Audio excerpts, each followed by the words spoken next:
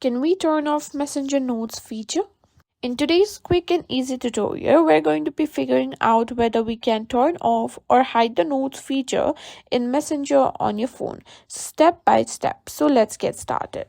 First things first, open the Messenger app on your phone. Usually, you see these notes from your friends right at the top of the chat list. To hide notes from a specific person, just long press on the note or simply tap on the note of the person and simply tap on three dots. Here you can simply report the note or hide contact if you don't prefer those notes from those person. Now, if you don't want to do that, what you can do is simply go back and tap on the three horizontal lines and simply go to settings. From there, find notifications and sounds.